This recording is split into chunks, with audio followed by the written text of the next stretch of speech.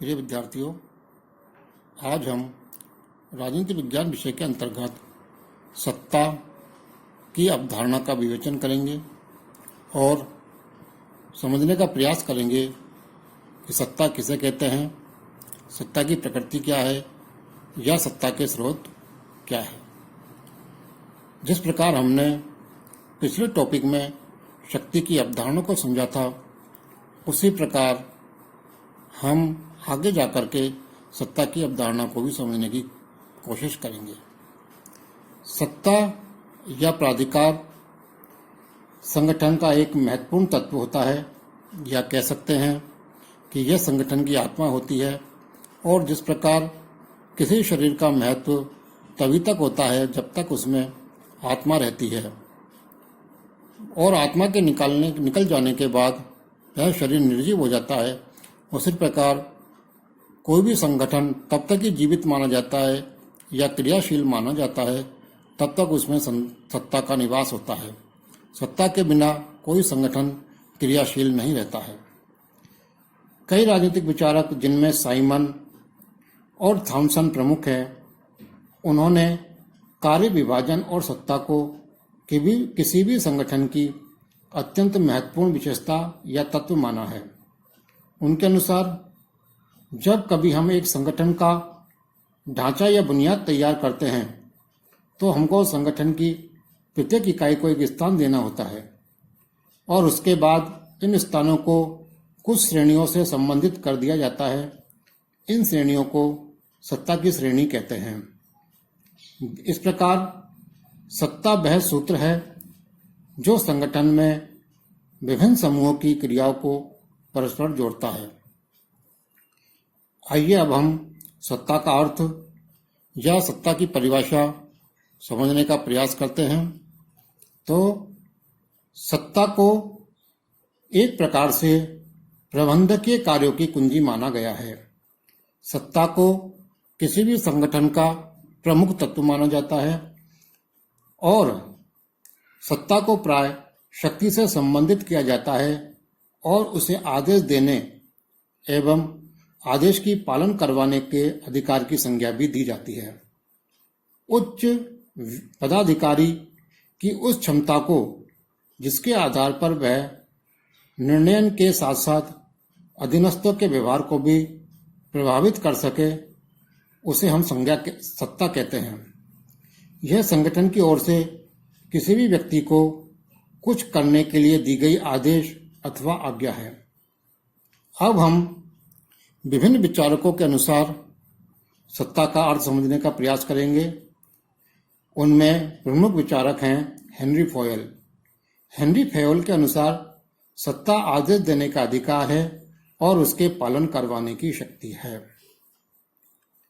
एक अन्य विचारक एलन के अनुसार भारार्पित कार्यों के निष्पादन को संभव बनाने हेतु सौंपी गई शक्तियां एवं अधिकार सत्ता कहलाते हैं। डेविस के अनुसार सत्ता निर्णय लेने एवं आदेश देने का अधिकार है। इसी प्रकार से एक अन्य विचारक, जिन्होंने सत्ता की एक महत्वपूर्ण परिभाषा दी गई है, उनके अनुसार अधिकार सत्ता निर्णय लेने एवं व्यक्तियों की क्रियाओं को मार्गदर्शित करने की शक्ति है। यह दो व्यक्तियों के बीच उच्च अधिकारी एवं अधीनस्थ का संबंध है। उच्च अधिकारी व्यक्ति निर्णय लेता है और इस आशा के साथ आदेश को प्रसारित करता है कि अधीनस्थ द्वारा उसका पालन किया जाएगा, और अधीनस्थ व्यक्ति ऐसे निर्णयों की आशा करते हैं और उनके व्यवहार उनसे निर्धारित होते हैं। तो निष्कर्षतः हम कह सकते हैं कि अधिकार सत्ता या सत्ता आदेश देने, निर्णय लेने एवं उनके पालन करवाने की वह शक्ति, स्थिति या अधिकार है जो अधीनस्थों द्वारा स्वीकार कर लिए जाने पर अर्थपूर्ण बन जाता है और संगठन के लक्ष्यों की पूर्ति के लिए अधीनस्थ व्यक्तियों द्वारा उसका पालन करना आवश्यक हो जाता है। अब हम सत्ता के प्रकृति का विवेचन करेंगे या सत्ता की प्रकृति को समझने की कोशिश करेंगे।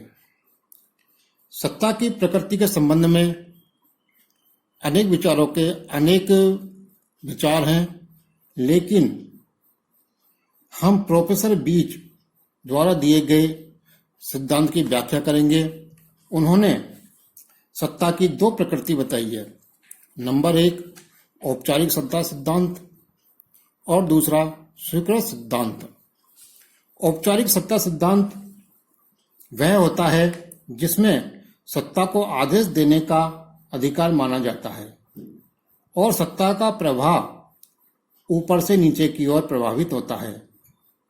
यह अधिकार व्यवस्थाओं एवं संगठनों में विशिष्ट एवं उच्च अधिकारियों द्वारा दिया जाता है और इसमें आदेश या सत्ता का एक पदक्रम होता है, यानी एक सीढ़ी होती है। उस सीढ़ी के अनुसार ये आदेश प्रभावित होते हैं या प्रवाहित होते हैं।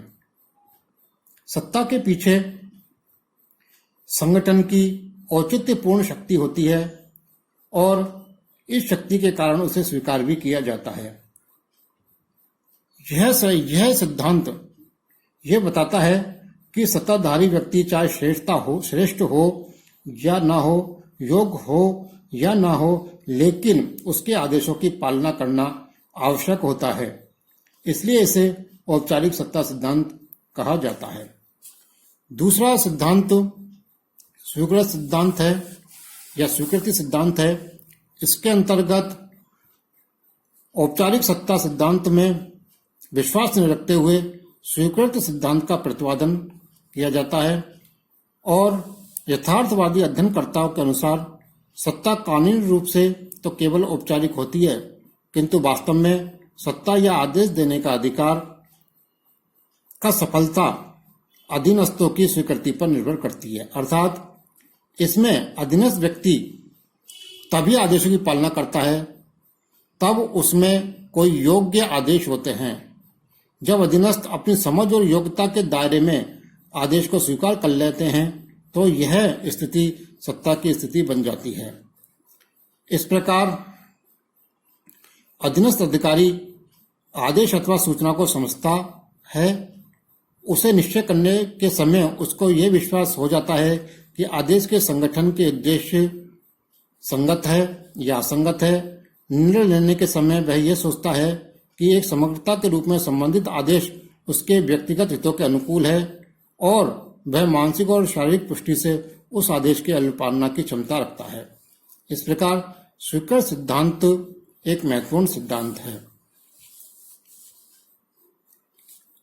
इस प्रकार सत्ता को हम किसी भी संगठन की महत्वपूर्ण इकाई कह सकते हैं और जैसा कि राजनीति के एक विचारक हुए हैं, उन्होंने कहा है कि सत्ता शक्ति के प्रयोग का संस्थात्मक अधिकार है, न कि स्वयं शक्ति है। इस प्रकार सत्ता की अवधारणा राजनीति विज्ञान में एक महत्वपूर्ण स्थान रखती है।